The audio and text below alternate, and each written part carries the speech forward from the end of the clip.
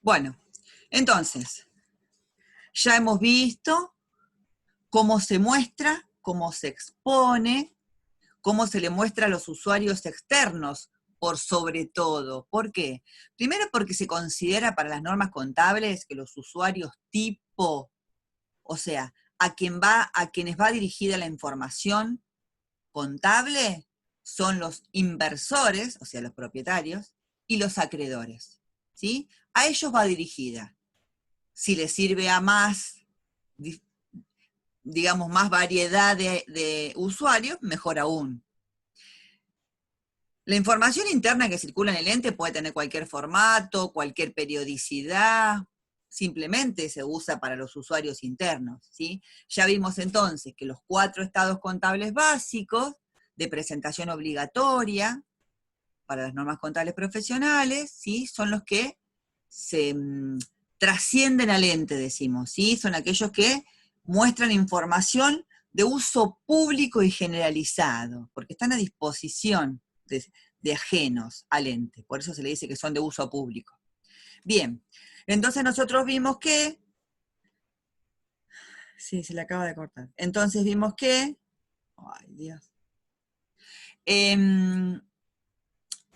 los estados contables muestran información patrimonial, económica y financiera, ¿sí? Dentro de la información patrimonial ya hemos visto que mostramos activos y pasivos y evolución y composición del patrimonio neto.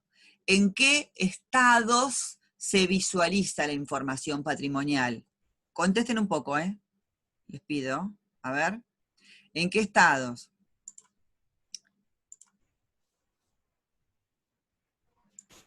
Situación patrimonial y devolución de patrimonio neto. Bien, en esos 2 estados. Bien. Recuerden que para las normas legales, el estado de evolución del patrimonio neto dicen que es complementario del estado de resultados.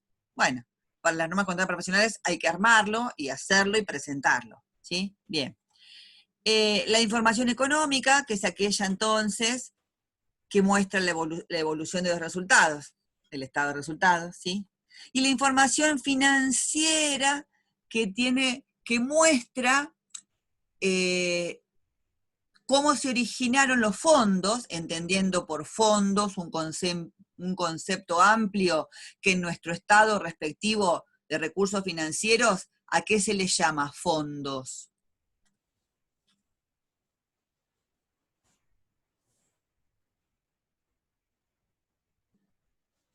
A ver, ¿a qué se les llama fondos?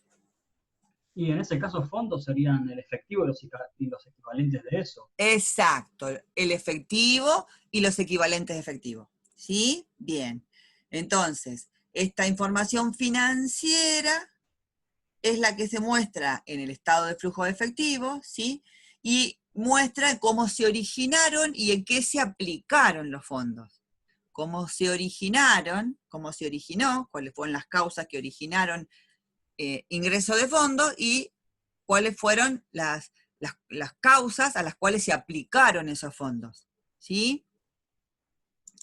Recuerden que el estado de flujo de efectivo tiene la particularidad de que está confeccionado con el criterio de lo percibido, no con el criterio de lo devengado, como sí lo están los otros estados, ¿sí? Bien, entonces, por un lado decimos, bueno, ¿qué sí. Uy, se cortaba el audio, a ver. A ver, ¿a mí se me cortó? ¿O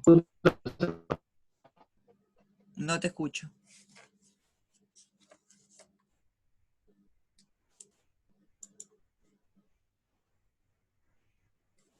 A ver, ¿pero no me escucha nadie a mí o...? Ah, ¿no se escucha lo que yo hablo? ¿O no se escucha lo que dice...? Qué susto. Dan.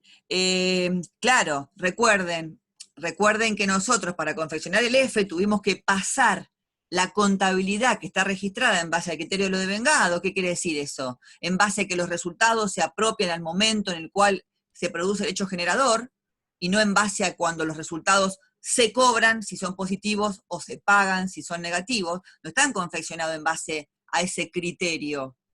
Tuvimos que adaptar la contabilidad para poder confeccionar el F. ¿Sí? ¿Está? A eso me refería.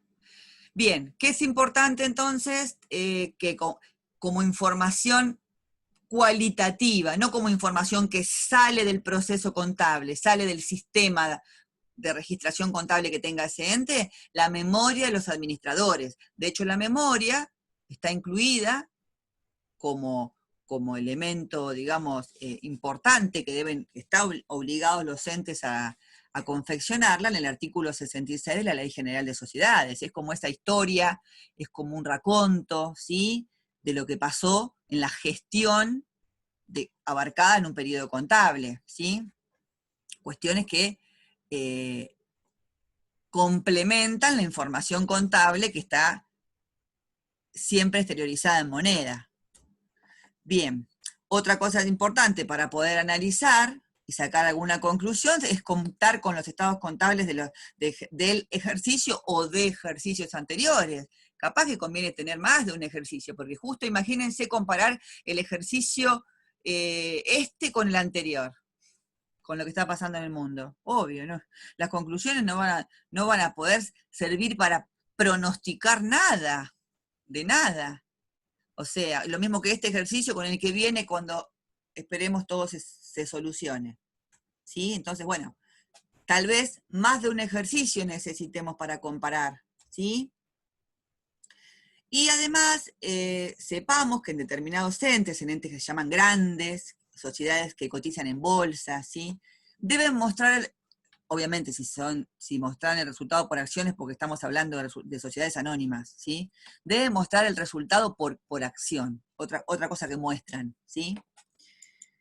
Bien, ¿qué limitaciones tenemos para el análisis? Y estas, no menores.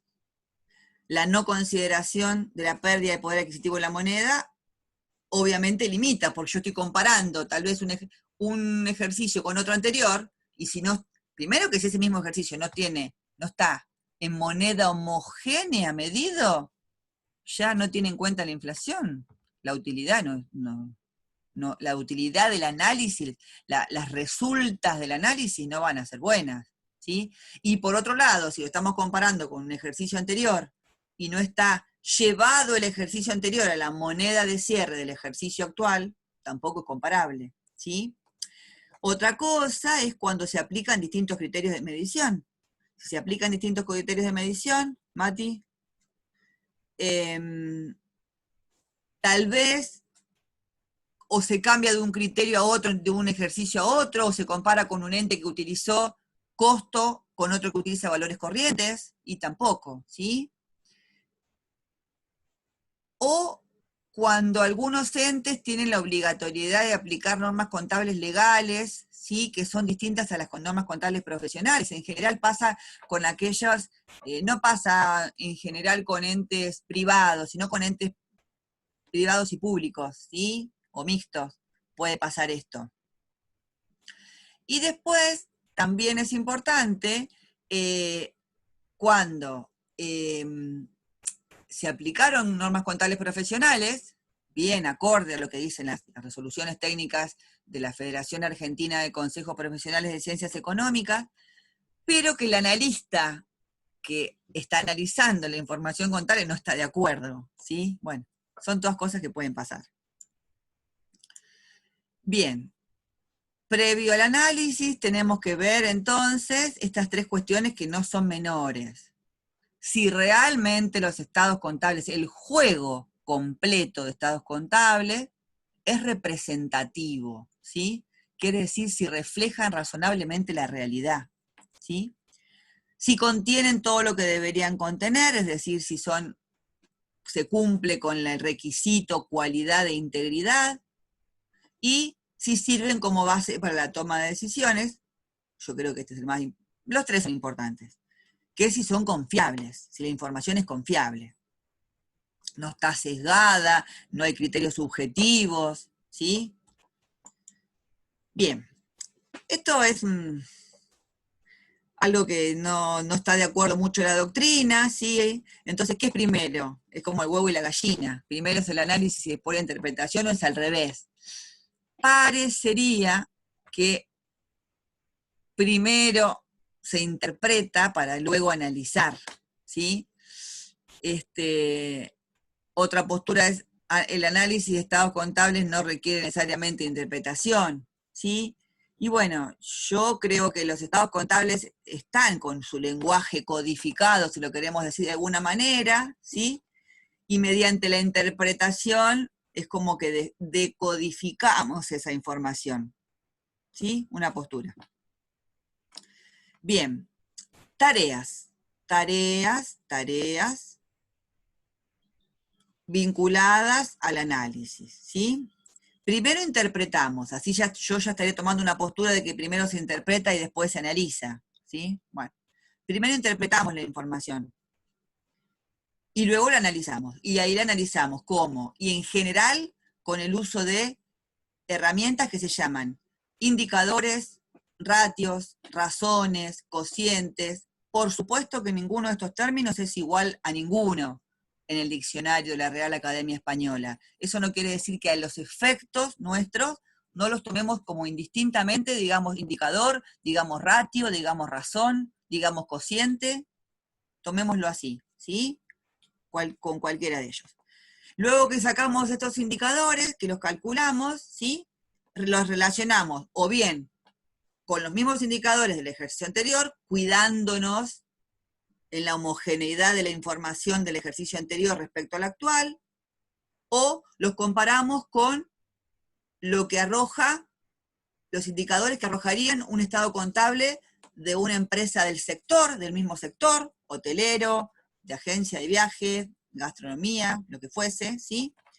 Y después analizamos todo en su conjunto. O sea, acá no es que me importe cómo está el otro, ¿sí? Acá es cómo está el otro, es un indicador de cómo está el otro u otros del sector, es cómo estoy yo parada respecto a los otros, ¿sí? Bueno, esa es una cuestión. Bien, acá hay una serie de preguntas como muchas otras, ¿sí? ¿Qué pretendo responderme luego de interpretar y analizar? Preguntas como, ¿puedo cancelar las deudas a corto plazo con los activos que tengo? Bueno, vamos a ver que esto está relacionado con la solvencia, ¿sí? ¿Es correcto el endeudamiento que tengo en cuanto a ese endeudamiento? ¿Es caro? ¿Es barato? ¿Estoy muy endeudada con terceros? Y podría mejor aumentar el capital, que siempre es menos costoso, o no, qué sé yo. Si justamente el ente tiene suficiente independencia financiera o no. Todo va a depender también del tipo de ente, ¿sí? Porque hay entes que en su misma estructura, por la naturaleza del ente mismo, su patrimonio está conformado con bienes fijos, con activos fijos, con activos no corrientes, y tienen poquito activo corriente, por la naturaleza misma del sector. Por ejemplo, una empresa de transporte, ¿sí? Entonces, bueno, a veces tiene problemas para cumplir con la cadena de pagos, ¿sí? Bueno, sí tiene garantías patrimoniales frente a terceros, que es muy común que los entes pidan esta información a los efectos de otorgarnos un préstamo. Bueno, sí, si tengo un bien inmueble para hipotecar o rodados para prendar, ¿sí? Bueno, puedo responder con esos activos ante el no pago de un préstamo, por ejemplo, ¿sí? Bueno, en relación con todo esto, si es correcta la proporción entre capitales propios y deudas, otra respuesta, ¿sí?, que podemos dar.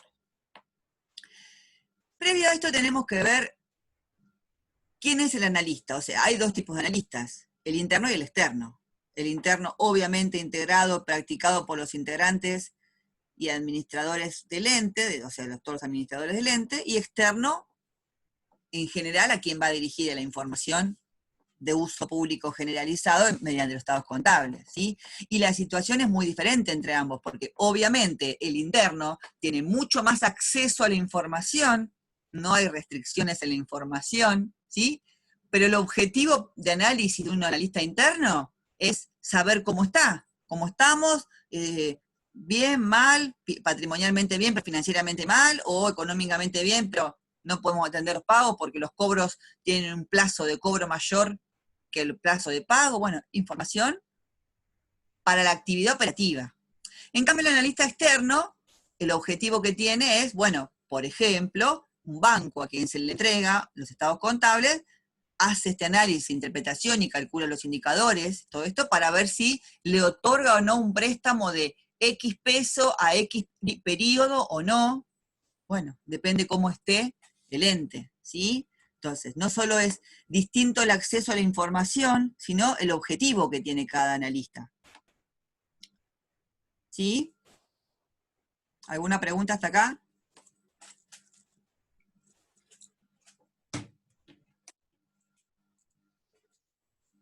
¿No?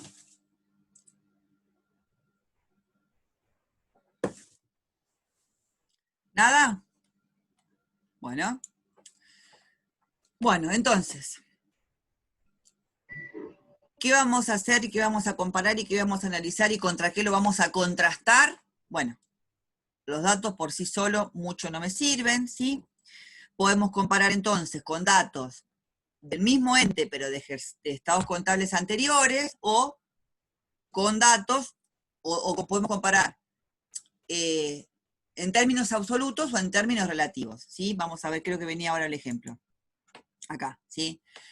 En términos absolutos es una simple resta que no suma ni resta nada, simplemente es una simple resta. Bueno, caja y bancos, el rubro caja y banco, al cierre del ejercicio 2019, arroja un saldo de 100.000 pesos. El rubro caja y bancos, al cierre del ejercicio 2020, arroja un saldo de 50.000 pesos. ¿Cuál es la variación? Varió en 50.000 pesos en menos. ¿Dice algo? No, no dice nada esa información, ¿sí? Nada, nada de nada. Y ahí, en cambio, si empezamos a aplicar estos ratios, razones, índices, indicadores, cocientes, como lo queramos llamar, vemos que tenemos otra información mucho más interesante. Bueno, esto es lo que les decía hoy, llamémoslo de manera indistinta. Bien, decimos entonces que una razón es donde pensamos que hay un numerador y un denominador, ¿sí? La podemos hacer mediante datos absolutos, ¿sí? O sea, un importe menos otro, ¿sí? Siempre expresados en igual unidad de medida, ¿sí? O bien datos relativos, o sea, una razón donde tenemos un dato relativo sobre un dato relativo, ¿sí? Una resta sobre una resta, por ejemplo, ¿sí? Bueno, por ejemplo, un cociente. 103.000 dividido 100.000. Eso me da 1,03, ¿sí? Bueno, pero en porcentaje me da 113, multiplico por 100, o lo puedo pasar a día. Simplemente es un cálculo muy simple para que veamos la diferencia entre absolutos y relativos. Por ejemplo, acá. Acá estamos mencionando un indicador, como por ejemplo, uno que se llama razón de inmovilización, ¿sí? Miren cómo que vemos acá entonces. En el numerador, el total del activo corriente, y en el denominador, el total del activo total, ¿sí? Esto es que queremos saber la importancia de este total sobre el total, ¿sí? Bueno, supongamos que nosotros tenemos, la pasamos a porcentaje, bueno, que al cierre del 2000, del X8 fue 55,70, 55,55, en el año anterior era 74,70, el peso de uno sobre otro. La variación en resta me da 19,15, restar estos dos valores relativos, ¿sí? Bueno, en números absolutos me da 0,25 y en porcentaje me da 25%. Porque ¿qué estoy haciendo yo? A la variación entre ambos porcentajes la estoy dividiendo, ¿sí? El cociente es el año más antiguo. Siempre, yo diría que siempre, no sé, Mati, si tenés alguna otra observación para aclarar, yo diría que siempre el numerador es el año base, el año más antiguo, siempre se toma como ese. No sé si hay... Sí, cuando estamos hablando de tendencia, el año más viejo. ¿Cómo? Que cuando estamos hablando de tendencia, el año más viejo, pues se supone que debería ser el menor también. ¿Para qué es? Claro, bueno, exacto. Bueno. Bien, ya lo que les decía hoy, acá está, que es la diferencia absoluta y la variación relativa. Eso ya lo habíamos hablado. Acá está la ingeniería del año más antiguo. Bien, acá tenemos un ejemplo donde teníamos cifras en pesos. Consideremos que están en moneda homogénea, o sea que las del 2017 están en moneda del 2018, ¿sí? La variación absoluta, la simple resta, y la variación relativa, ¿sí? Entonces, miren, si nosotros miramos respecto a la variación absoluta, ¿qué podemos decir? ¿Quién creció más? ¿Qué hotel creció más en variación absoluta? 2 crecieron y 1 disminuyó. ¿Cuál creció más en variación absoluta? El B. El B, perfecto. Pero en variación relativa, ¿cuál creció más? El C, tal cual. ¿Sí? Tal cual. Obviamente que esta información es más, a ver, no sé cómo decirlo, más apta para tomar decisiones que esta simple resta, ¿sí? Bien. Aparte te permite comparar mucho más. Bueno, eso también. La variación obvio, relativa ¿no? te deja comparar entre diferentes industrias o sectores, o empresas del mismo sector que la absoluta, digamos. Sí, tal cual. Bien. Análisis vertical o de estructura, ¿sí? Yo pensé que había apagado esto y hace un calor. Bien. Acá planteamos los 2 estados contables básicos, 2 de los 4 estados contables básicos, ¿sí? El de situación y el de resultado. Yo no te puedo creer. El de situación y el de resultado. ¿Y qué significa análisis vertical o de estructura? Que voy a usar los datos de un solo periodo, de manera vertical, ¿sí? La estructura, tanto de estado de actuación como el estado de resultado. Solamente necesito los datos de un solo periodo, ¿sí? Entonces, decimos que en el estado de actuación patrimonial relacionamos cada rubro del activo con el total del activo, cada rubro del pasivo con el total del pasivo, o podemos hacer activo corriente sobre total de activo, o activo no corriente sobre total de activo, ¿sí? Y en el estado de resultados, cada componente del estado de resultados, ¿sí? Por ejemplo, ya sea el costo de venta o el margen bruto de utilidad o cada uno de los gastos operativos contra el total de ventas. Bueno, acá estaban los ejemplos que al final quedaron acá, Mati. Por ejemplo, la razón de costo de venta sobre venta, tenemos en el numerador el costo de ventas y debajo las ventas en el denominador, perdón. Esto, cuanto más alto es, cuanto más mayor a 1 es, ¿qué significa? Menor es la proporción de las ventas que queda para absorber, recuerdan los gastos de comercialización, los gastos de administración, otros ingresos y egresos, y poder generar ganancias, ¿sí? También podemos hacer, en vez del costo de venta, hacer la ganancia bruta directamente. Recuerdan, ventas menos costo de ventas, ganancia bruta. ¿Qué peso tiene la ganancia bruta? ¿Qué participación tiene la ganancia bruta sobre el total de las ventas? ¿Sí? Con la misma conclusión que dijimos recién. O el total de gastos sobre las ventas, o los de comercialización, o los de administración solo. Y analizar esa situación, ¿sí? Esto no merece mucho. Acá hay un ejemplo, ¿sí? de un análisis vertical de datos de estado de resultados, ¿sí?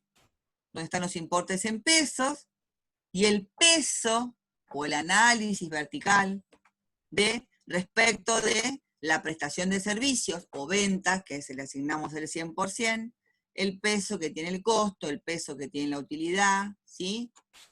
Y cada uno de los otros tipos de resultados. Ahí por ahí Juan Pedro Diani escribió, A que ver. puso como también los gastos no operativos en cuanto a los análisis de estructura que se puede hacer. Sí, sí, por eso vieron que dije otros ingresos y egresos. Por eso. Sí, vieron que la forma de mostrar, no mostramos gastos, recuerden esto, no mostramos gastos no operativos, mostramos otros ingresos y egresos. Y en el estado de resultado, después lo podemos buscar en la nota, la composición, pero en el estado de resultados, en una sola línea, está neteado los resultados no operativos positivos menos los resultados no operativos negativos. Juan Pedro, ¿sí? Y todos. Bien. Yo paso la filmina y se me va el chat, por eso. No sé por No qué. pasa nada, yo te ayudo acá. Bueno, No ahora pasa nada. otra forma de analizar. En vez de analizar para abajo, analizamos para el costado, ¿sí? Horizontal o tendencia. No debería ofrecer duda cuál es uno y cuál es el otro. Para hacer análisis horizontal o tendencia, al menos tengo que tener los datos del comparativo del año anterior, al menos. Que a veces, repito, como dije al principio, si es una situación atípica, coyuntural del contexto en un año respecto del otro, no sirve para nada esa comparación. Imagínense este año con respecto al anterior o con respecto al que viene. No va a poder ser muy comparable esa tendencia. No marca nada tendencia. Va a ser una situación extraordinaria que no va a servir mucho para sacar datos, ¿sí? Bueno, obviamente homogéneos. Y acá sí, entonces, la tendencia.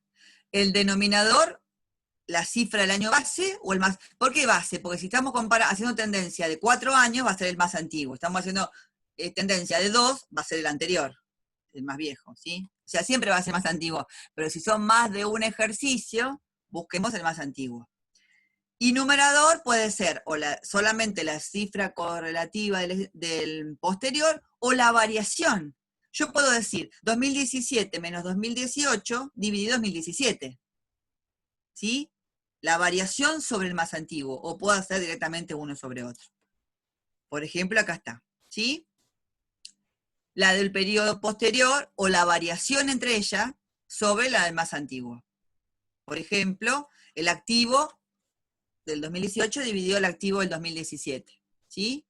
Para que me den porcentaje, decimos que se incrementó en un 50%, o es un 150% el del 18, ¿está? Se incrementó en un 150% o es 150% más grande, lo mismo decir. Y acá lo mismo con las ventas, ¿sí? En este caso. Bien, ahora pasamos a lo que llamamos análisis de rotación. La rotación se puede medir en veces o se puede medir en días, ¿sí? Veces, ¿cuántas veces, por ejemplo, a lo largo de un ejercicio económico de 12 meses, rota un activo o un pasivo?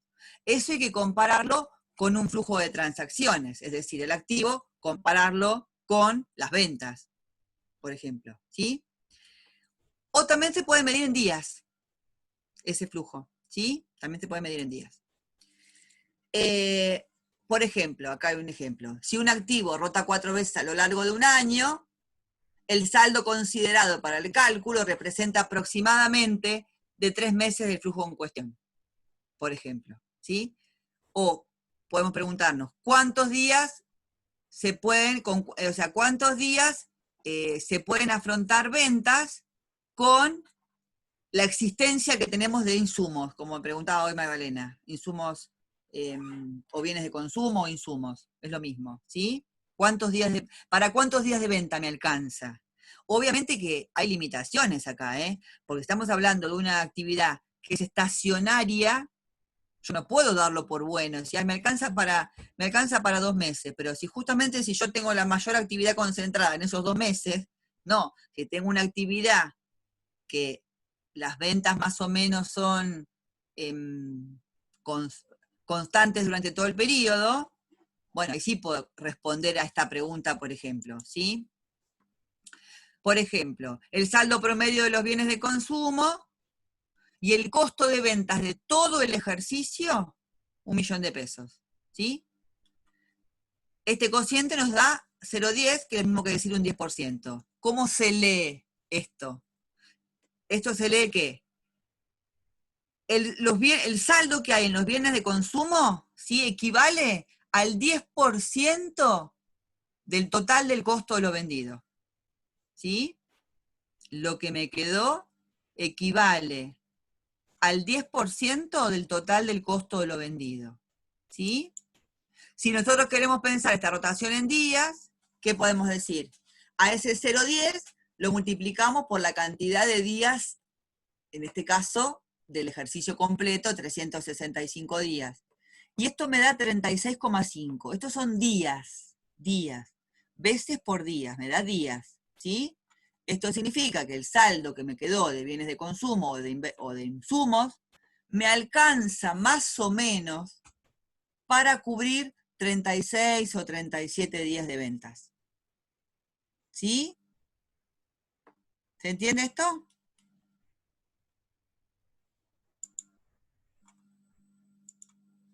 Bien.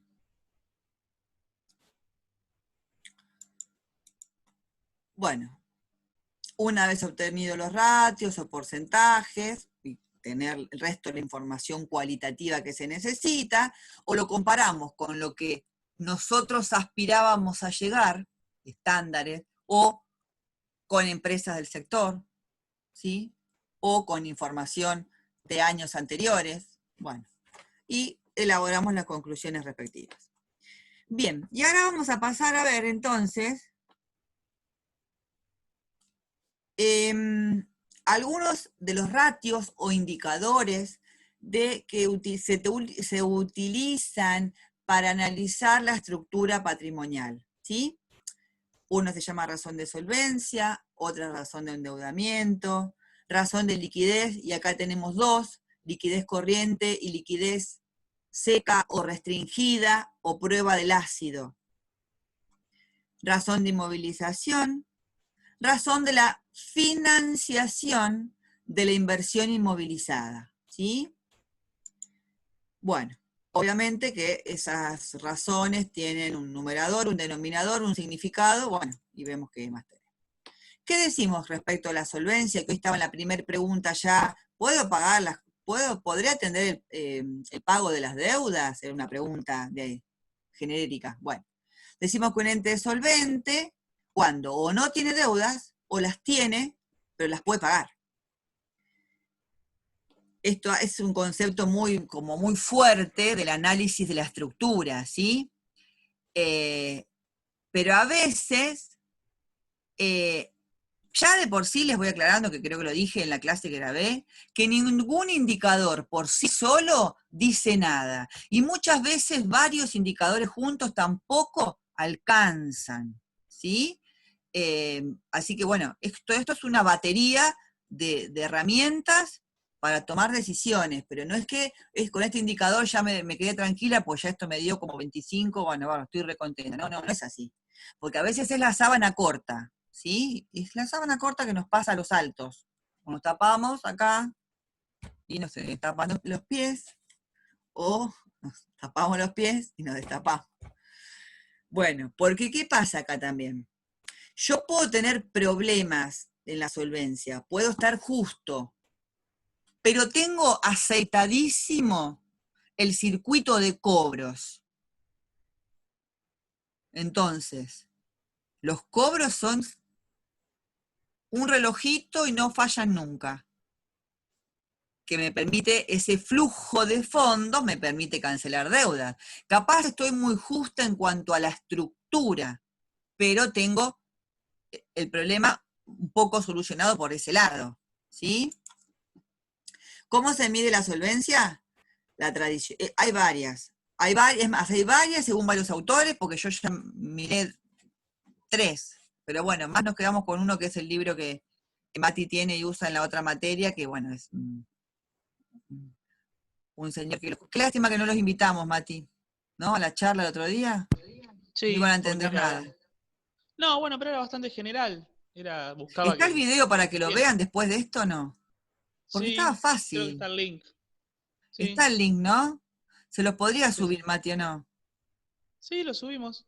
Ponemos el link del CECIN, que es un centro de De... investigación de la Facultad de No, porque a mí Analítica. me llegó el mail, a mí me llegó el link. Es una charla de un autor que se llama Pérez, no recuerdo el nombre, que Jorge tiene, Orlando Pérez. ahí está, que tiene un libro de análisis de estados contables, y ha hecho una charla para chicos, han asistido alumnos de segundo año de la carrera de licenciado en administración, o sea que por ahí tienen un poquito más de conocimientos profundos de Conta 1, pero no importa. Está buena que la miren, está muy buena, yo les diría que la miren. Después se las pasamos, Mati. Sí, aparte es cortita, estuvo entretenida. No es Sí, muy porque larga. está muy pintoresco también, y el señor habla, es cordobés, ¿no? Porque habla Creo que no sé si es cordobés o qué. El doctorado lo tiene en Rosario. Yo no sé de dónde es. No, pero habla, me Pero parece podría que ser que sea cordobés. me por eso, pareció. Bueno, eso después le pasamos, el link. Entonces, solvencia. Total de patrimonio neto sobre total de pasivo. Cuanto más alto es, más solvente se presume el ente. Y bueno, porque la participación de los propietarios es mayor que la deuda con terceros, ¿sí? Por esto solo no sirve para nada. También hay otra solvencia que se llama total, que es una cuestión de despeje esto, ¿eh? Despejar la tradicional, me queda que 1 más la tradicional es igual a total de activo sobre pasivo, ¿sí? O sea, el activo sobre el pasivo, ¿qué está pasando ahí con la proporción?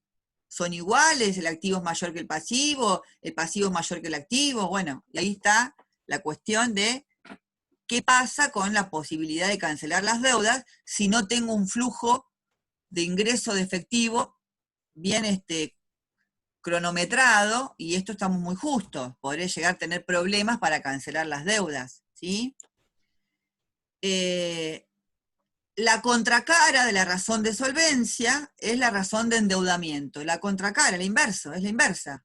1 sobre la solvencia. Total de pasivo sobre total de patrimonio neto. Acá, como está al revés, cuanto más alto es, menos solvente es el ente, ¿sí? Siempre fíjense que abajo dice que con esto solo no alcanza, que tenemos que ir a ver la solvencia a corto plazo, que también la llamamos liquidez. ¿Qué es más? Enrique Foro Newton no está de acuerdo con llamarla liquidez, porque la liquidez es un término muy ligado al activo. Hablamos mucho de liquidez en el F, está ligado a los activos más líquidos, menos líquidos.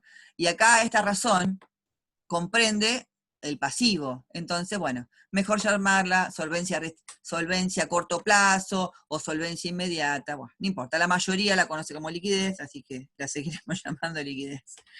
Bueno, pero bueno, es así. No todos llaman del mismo nombre. ¿Qué es la de liquidez? En lugar de hacer total de activos, total de pasivos, es el corriente sobre el corriente. Es decir, aquellos activos que son efectivos o se espera se convertirán en efectivo dentro de los 12 meses contados a partir del cierre del ejercicio. Y los pasivos son aquellos que están vencidos o vencerán dentro de los próximos 12 meses contados a partir de la fecha de cierre del ejercicio. Tenemos que tener muy claro acá qué exponemos en corriente y no corriente, porque una mala exposición lleva a conclusiones desastrosas.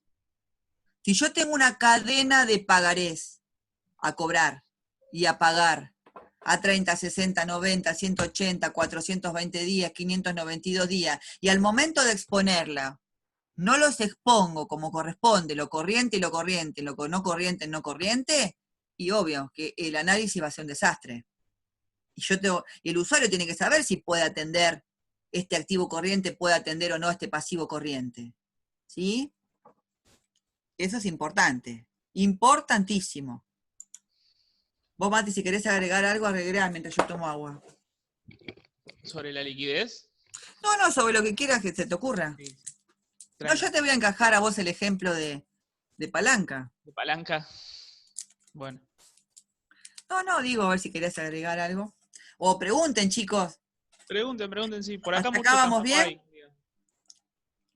¿Hasta acá vamos bien? ¿Te compraste comida, Mati? Sí, igual tengo que salir ahora en un ratito. Porque estaba todo cerrado. ¿No comiste? Sí, fui a la carnicería y saqué plata. Tengo que ir a otros lados. Bueno, Entonces. miren que se viene la fase 1 de vuelta. ¿Eh? Estamos complicados. Acá por casa están parando ya por todos lados. Ay, yo mañana tengo que ir para allá. Tené cuidado. En el estadio, en 51 están parando. Bueno, Fuerte. vamos a ir. Bien, liquidez corriente. Número de veces que el activo corriente puede cancelar las deudas a corto plazo, ¿sí? Si es 1, estoy medio como jugado con la soga al cuello. Lo ideal es que sea mayor a 1. Pero repito, capaz que es 8 8 veces puede el activo corriente cancelar el pasivo corriente, pero capaz que ese activo corriente está lleno de créditos que no dependen del ente, la cobrabilidad. Depende de que el tercero me pague. Y entonces capaz que no me sirve guiarme con esta razón de liquidez. ¿Sí? Porque si Claro, yo... ¿Cómo? perdón, digo, si está descalzado los días de cobro con los días de pago en los presupuestos, por más que sea 8, fundís. Claro, bueno, por eso. Pero también una cosa es los días de pago dependen de la voluntad del ente, los días de cobro, ¿no? Obvio. Ese es el tema. Mirá si yo estaba contando con una cadena de cobro en esta situación. Sí. Bueno, entonces, liquidez corriente o total, o solvencia a corto plazo, o solvencia inmediata. Importantísimo el criterio de evaluación de los activos. ¿Por qué? Porque está comprendiendo ahí a los bienes de cambio, ¿sí? Obviamente que es un ratio duro, es un número, 8 veces, 3 veces, 2 veces. Pero acá está donde yo no le tengo confianza, Mati apuesta más. No muestra la sincronía de las futuras entradas y salidas de fondo. No. O sea, que a este ratio puede mejorarlo o empeorarlo esta cadena de cobros y de pagos. Muestra el total de activo corriente sobre pasivo corriente. Esto no me lo muestra. Para esto preciso armar un flujo de fondos proyectado, ¿sí?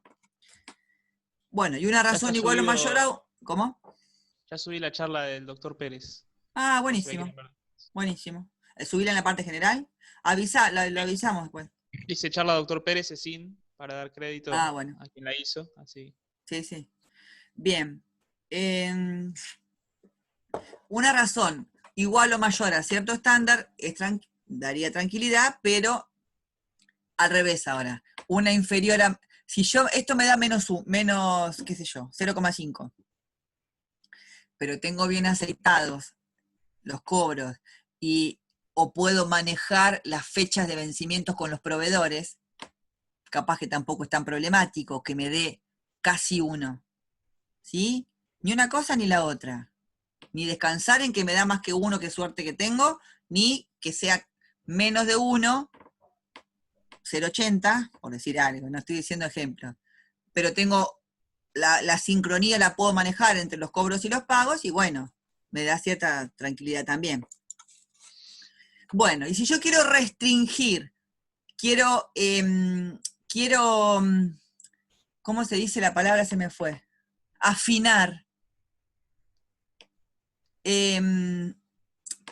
la liquidez corriente o común, la restrinjo, y que se llama prueba del ácido, o también se llama liquidez seca, o también se llama liquidez inmediata, y lo que hago es al numerador, que era el total del activo corriente, le quito el rubro del activo corriente menos líquido, el que se precisa vender y cobrar para transformarse en efectivo.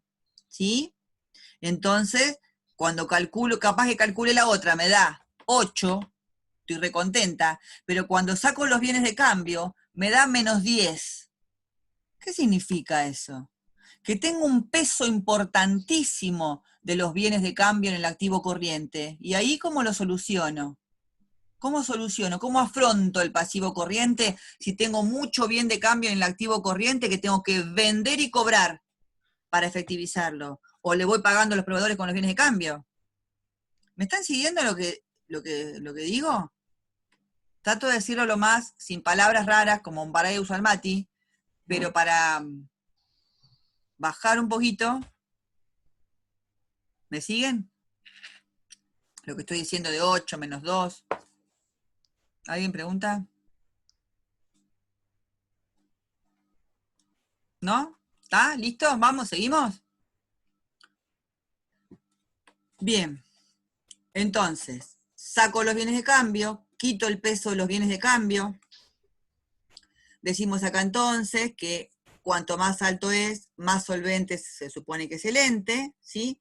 Y bueno, y los mismos comentarios, ¿y qué? Que una razón mayor a tanto no da tranquilidad y que hay que analizarla en el conjunto con otros ratios, ¿sí?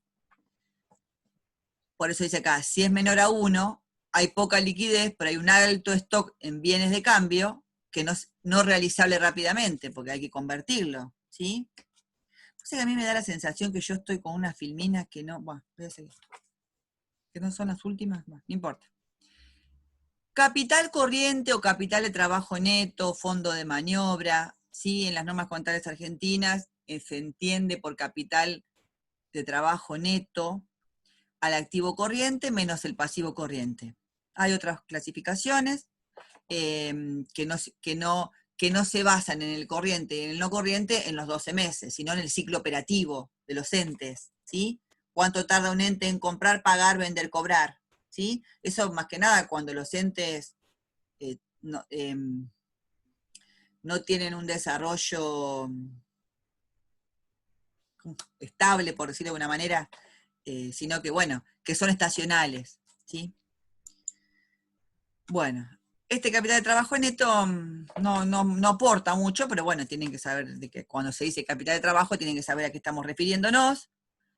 La finalidad es, dice acá, contar con los recursos necesarios para generar nuevo efectivo a través de la operación normal de la empresa. Bueno, esta resta estaría indicando en principio, cuando el activo corriente supera el pasivo corriente, este capital de trabajo es superior a 0, obviamente, en este caso, pues es una resta, es así, y de ser así, implica que la porción de activos corrientes, circulantes a corto plazo, llamémoslo indistintamente, ¿sí?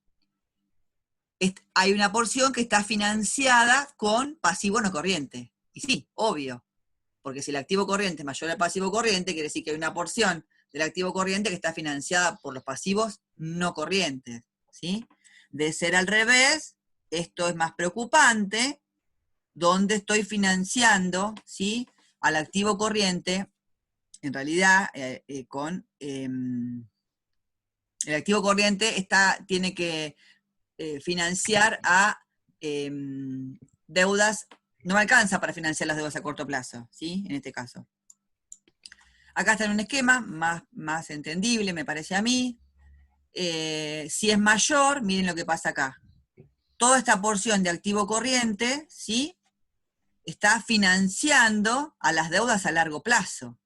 Me alcanza las de corto y además me alcanza para financiar a las de largo. Esto, les aviso que no es la panacea, porque si me está pasando esto, Mati, es porque estoy perdiendo rentabilidad, ¿o no? Sí, se puede leer de muchas maneras, digo, es un fondo de maniobra que te podría llegar a permitir mover o generar ciertas inversiones aparte, como dice Diana. Bueno, yo la lectura que hago, como soy conservadora de por sí, la lectura que hago es, soy conservadora, estoy contenta, estoy tranquila, pero la lectura que hago es, no tendré activos al divino botón, ¿sí? O no sé, Por lo ver general ahí otra... puede ser que tengas mucha liquidez ociosa, Exacto, porque liquidez tenés ociosa, muy activa. A liquidez ociosa vamos a que tenés muchos fondos, mucha plata, que podrías estar invirtiendo en otras cuestiones y por bueno, si llega a ejemplo. ser en controlar Bueno, una sociedad o en algún activo fijo y demás. sí, sigo, Pero por lo encarar general una... te permite maniobrar ante cualquier situación que pueda llegar a Sí, darse. no, es conveniente, sí, es conveniente, pero capaz que depende cómo Ahí está la da, composición acá, eso me preocupa. Si la claro, composición acá en activo corriente es que tengo todo en caja y bancos muerto ahí sin generar nada, bueno, por lo ahí, general los flujos de fondos tienden a ser así porque tratan de tener este capital de trabajo neto específico para cubrir sí, esos sí. descalces que habla Diana, digamos. Pero bueno, eso no lo vimos, no importa. Aidan dice que no logra entenderlo todavía, Ah, el mira, ¿por qué cuadrito no ese. dan? Mirá el tamaño del activo corriente verde y el tamaño del pasivo corriente que es verde. Mirá toda esta porción de activo corriente, te está sobrando para cancelar las deudas a corto plazo y te está financiando deudas a largo plazo. Tranquilidad, dormir tranquilo, podés dormir tranquilísimo, ¿sí? No estoy en contra de esto, al contrario, es una situación de tranquilidad patrimonial y hasta decir financiera, ¿sí? Me está alcanzando. Lo que yo Sí, no sé eso, es qué hay dentro del activo corriente ahí, qué hay. Por ahí dan para que te des una idea. Fíjate que eso no es ni más ni menos que un breve esquema y muy simplificado del estado de situación patrimonial, ¿sí? Activos por un lado, pasivo y patrimonio del otro. Nada más que dividimos entre corriente y no corriente para poder ver eso rojito que sería el fondo de maniobra en este caso. Es lo mismo, fondo de maniobra, capital de O trabajo capital de neto, es lo trabajo, mismo. sí, sí. ¿Sí? Miren, mirá esta. Acá, el activo corriente es igual, justito. Acá no me puedo dar el lujo de que no se atrase ningún cobro de los créditos pendientes que tengo para cobrar, no me puedo dar el lujo de tener mucha inmovilización en los bienes de cambio y que no se vendan, ni roten, ni se cobren las ventas, porque está justito para financiar el pasivo corriente. ¿Sí? ¿Se entendió esto? Ahí Son estamos iguales. explotando los recursos que tenemos con el pasivo que tenemos, digamos. Donde llega a fallar un bien de cambio vendido o lo que sea, ponemos en riesgo la actividad, digamos. Si vamos ¿Sí? tan parejitos. No, Sería un poquito tan más. mal no está, pero bueno. Pero todo va a depender de la composición de acá, la Sí, composición del obvio. activo corriente. ¿Sí? Si yo me quiero quedar más tranquila, yo lo compararía con el activo corriente menos bienes de cambio, También.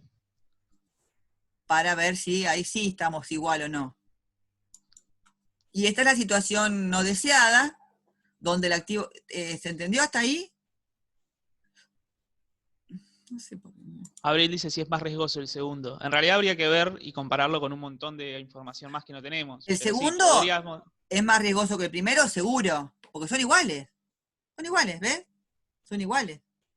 Ante ¿Sí? cualquier descalce podrías poner en riesgo la actividad y tener que financiar cosas de 12 meses con deuda más de 12 meses, por ejemplo. Eso sería peligroso o poco rentable, ¿Sí? por ejemplo. Y acá bueno, obvio que es la situación no deseada, porque evidentemente tengo tanta deuda a corto plazo a cancelar, cuyo activo corriente no me alcanza. No me alcanza. Y miren lo que yo tardo en disponer, en transformar en efectivo un activo no corriente para cancelar una deuda a corto plazo. Acá tengo que solucionar porque tengo un problema financiero. ¿Sí? Financiero, en cuanto a económico, en cuanto a patrimonial, perdón, el activo corriente y el activo total es superior al pasivo. ¿Sí? Pero en cuanto a situación financiera, los activos corrientes, que son los que se van a transformar en efectivo entre los 12 meses contados a partir del cierre del ejercicio, o ya son efectivos, no me alcanza para cancelar las deudas posteriores a los 12 meses de cierre del ejercicio. No me alcanza. ¿Sí? Entonces, en este caso, este fondo de maniobra es negativo. Ahí por ende podemos ver, no sé, la empresa por ahí mal compró con pasivos a 12 meses, con pasivos corrientes, un capital de trabajo, una propiedad, planta y equipo, un bien de uso que no va a dar en los 12 meses su mayor rendimiento, o seguramente se involucra en producir, explotar el recurso, pero es a largo plazo, digamos, los beneficios que vas a ver, y vos lo tenés que pagar en 12 meses, con lo cual no es la estructura de financiamiento, digamos, no es la mejor manera de financiar la compra de un bien de uso, por ejemplo. Ahí estamos viendo que habría que ver qué pasó y cómo reestructuramos la forma en que, en este caso, financiamos nuestro activo no corriente. Porque claramente lo estamos financiando con pasivo corriente, que sería la parte que no está marcada, pero que contrasta el verde con el blanco del activo no corriente, digamos. Esa partecita es riesgosa, está mal. Tal cual. ¿Sí? Bueno, en general, un speech, cuanto mayor sea el margen con el que los activos corrientes cubren a sus pasivos corrientes, mayor será la capacidad para pagar las cuentas a medida que vencen. Esta relación se da porque la conversión, ¿cómo es de lo menos líquido el corriente a lo más líquido? La conversión de existencias o bienes de cambio o inventarios a cuentas por cobrar efectivo, ¿sí? Esta duración de transformación de los bienes de cambio, de los bienes o los insumos o los bienes de consumo a efectivo son los que me mejoran o me desemprolijan pagar las deudas a corto plazo, ¿sí? Ahí Dan hizo una pregunta que no entendí muy bien, que me A parece ver, que Dan, quedó algo medio confuso. Dice, pero ¿por antes qué? hablábamos de menor o mayor a 0, que entiendo que habla de los ratios, que por ahí es medio complejo, y acá de 1. Porque es una resta. No, pero ¿por qué es una resta, Dan? Porque activo corriente menos pasivo corriente es 100 pesos, 200, son pesos, ¿sí? Son pesos. Igual Dan, por ahí si te referís No es un número de veces por ahí si te referís a mayor o menor a 0, cuando Diana habló de liquidez, la liquidez también se maneja entre menor o mayor a 1, porque en realidad es menor o mayor al 100% de algo. Que te dé 0, tanto, o que te dé menos, no importa, es cuánto más alejado está de 1, si a eso te referías, con el 0, que por ahí es lo preocupante.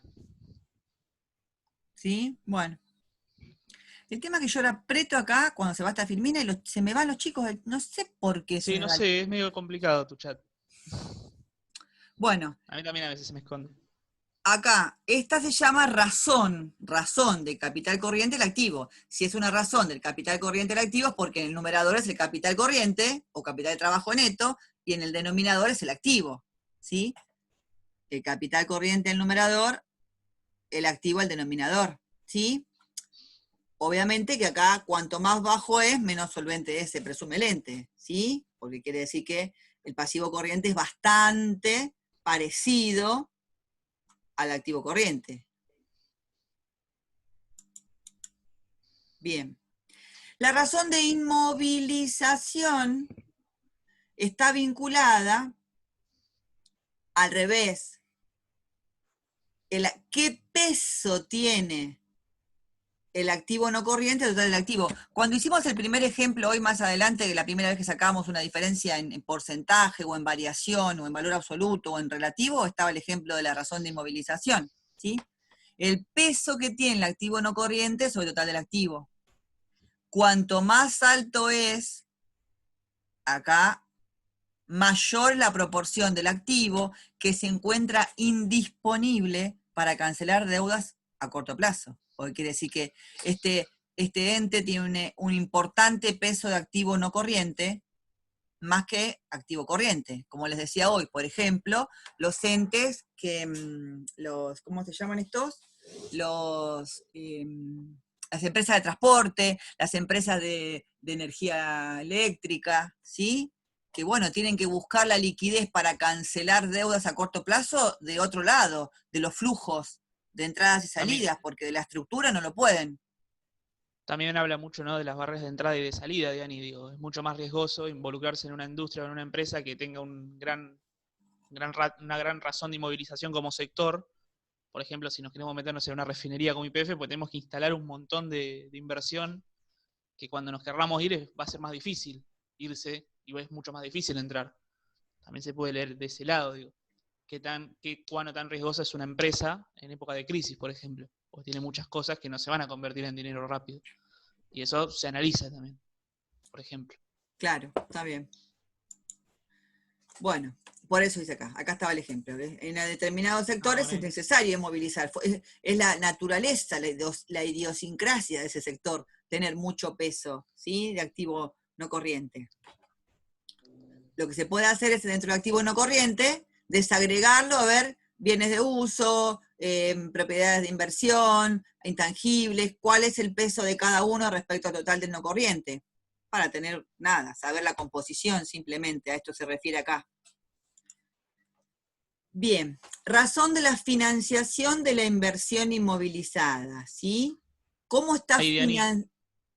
Perdón. Magdalena te pregunta si las agencias de viajes son contrarias a una empresa de Sí, transporte, sí, por ejemplo, serían con la contrarias. inmovilización. A una empresa de transporte serían contrarias, exactamente. Tienen mucho más peso de activos circulantes que de activos fijos, ¿sí? Tal cual.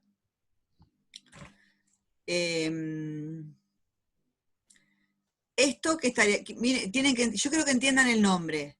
¿Cómo está financiada la inversión inmovilizada? Es decir, ¿cómo está financiado el activo no corriente? Esa es la inversión inmovilizada. El que tardaría en transformarse en efectivo, ¿sí? ¿Está financiada con el aporte de propietarios o cómo está financiada? ¿Sí? Bueno, si esto es igual o mayor a 1, implica que el patrimonio neto es suficiente para financiar activo no corriente.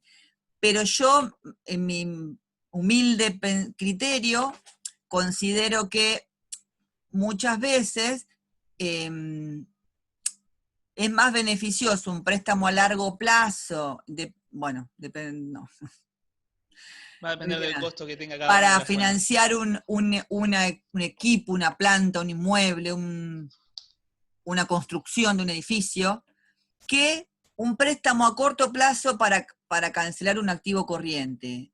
Eso es lo que es mi parecer, simplemente mi parecer.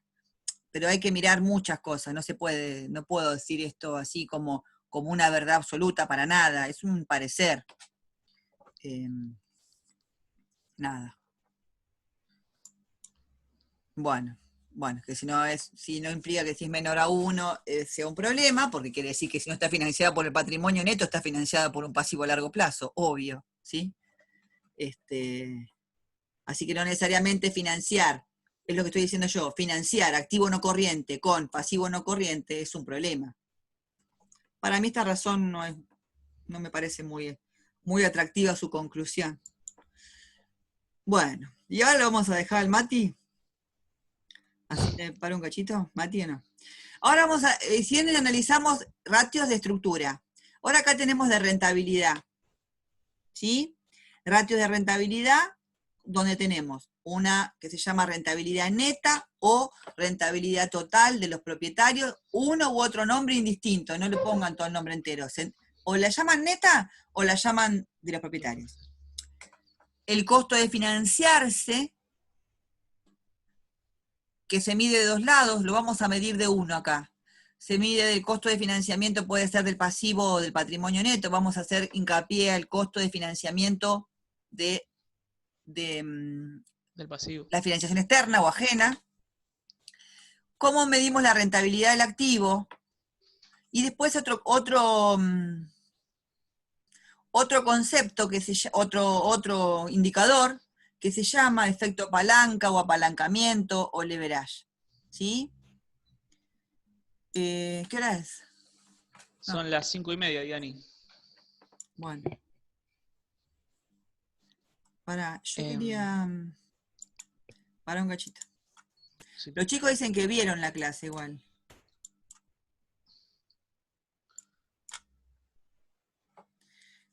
¿Vos tenés computadora como la gente?